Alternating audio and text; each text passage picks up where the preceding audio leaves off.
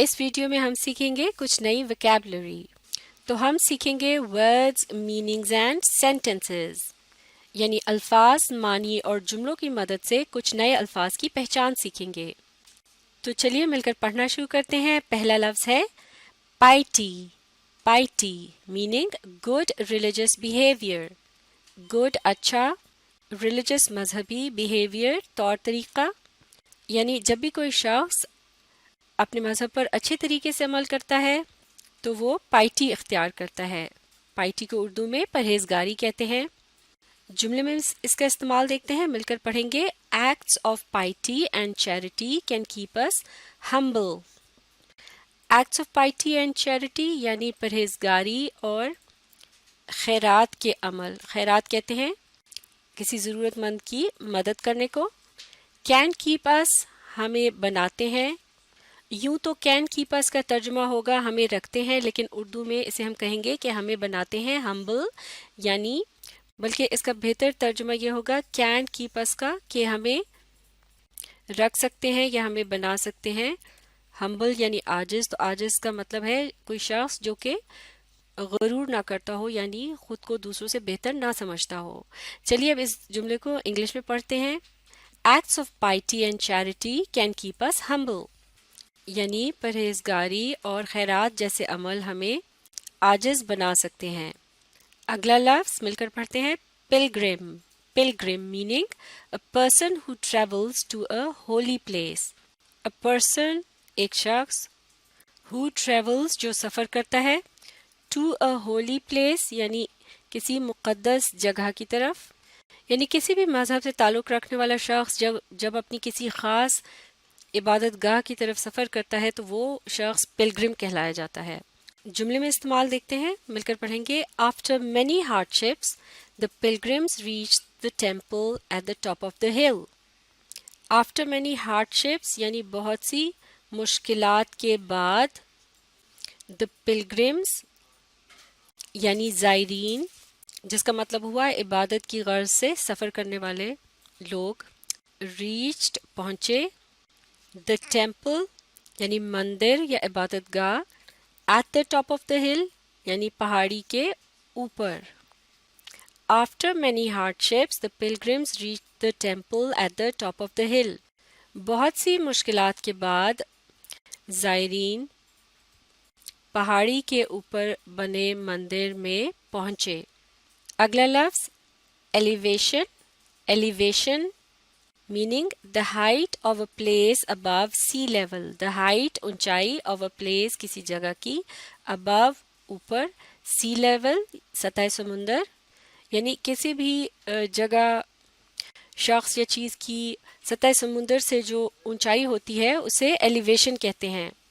جملے میں استعمال دیکھتے ہیں. We are at an elevation of 12,000 feet above sea level. We are ہم ہیں، ایٹ این ایلیویشن یعنی اونچائی پر، آف 12,000 فیٹ یعنی 12,000 فیٹ یعنی 12,000 فٹ، ابو اوپر، سی لیول یعنی سطح سمندر. We are at an elevation of 12,000 feet above sea level یعنی ہم سطح سمندر سے 12,000 فٹ کی بلندی پر ہیں. اگلا لفظ invasion. Invasion meaning to enter a country by force. To enter یعنی داخل ہونا، a country کسی ملک میں، by force یعنی طاقت کے ذریعے، یعنی کسی ملک پر حملہ کر دینا. اس عمل کو invasion کہتے ہیں. جملے میں استعمال دیکھتے ہیں، مل کر پڑھیں گے. The Great Wall of China was built to save the country from foreign invasions. The Great Wall of China یعنی عظیم دیوار چین، was built بنائی گئی تھی، to save بچانے کے لیے، the country یعنی ملک جسے مراد ہے چین، from foreign invasions یعنی بیرونی حملوں سے. بیرونی سے مراد ہے باہر کے، یعنی جیسے کہ دوسرے ملکوں کا جو حملہ ہے اس سے بچانے کے لیے دیوار جو ہے بنائی گئی تھی. The Great Wall of China was built to save the country from foreign invasions. یعنی عظیم دیوار چین ملک کو بیرونی حملوں سے بچانے کے لیے بنائی گئی تھی. اگلا لفظ amenities، معاف کیجیے گا یہ لفظ ہے amenities.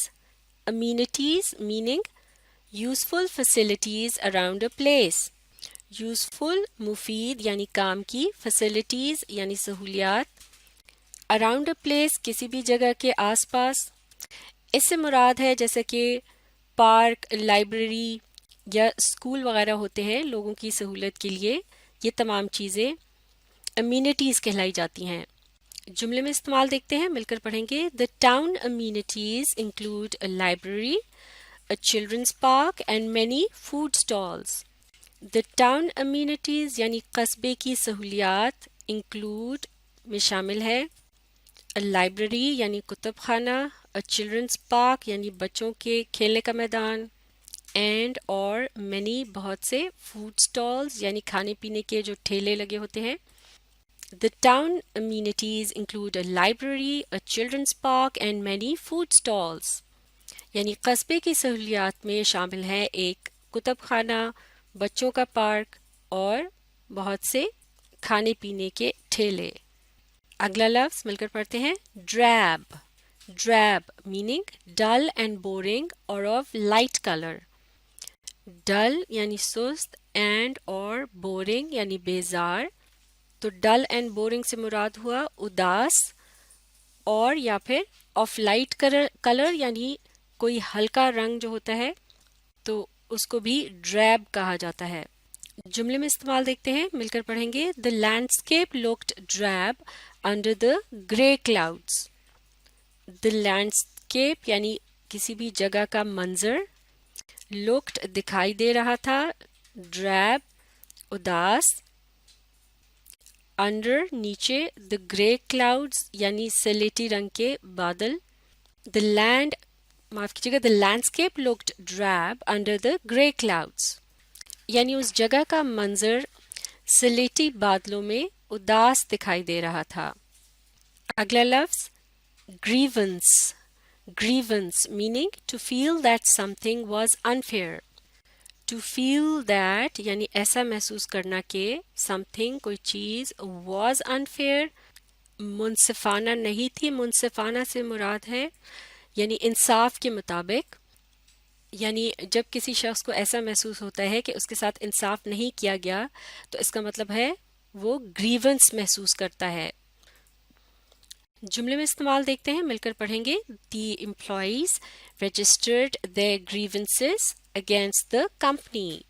دی امپلائیز یعنی ملازمین، رجسٹرڈ درج کی یا لکھی، their grievances ان کی شکایات، against the company یعنی کمپنی کے خلاف. The employees registered their grievances against the company یعنی ملازمین نے کمپنی کے خلاف اپنی شکایات درج کیں یعنی انہیں لکھ کر پیش کیا. اگلا لفظ legitimate. legitimate meaning according to the law یعنی قانون کے مطابق. جملہ دیکھتے ہیں. The company was shut down because it was not legitimate. The company was shut down یعنی کمپنی کو بند کر دیا گیا because کیونکہ it was not وہ نہیں تھی legitimate یعنی قانونی.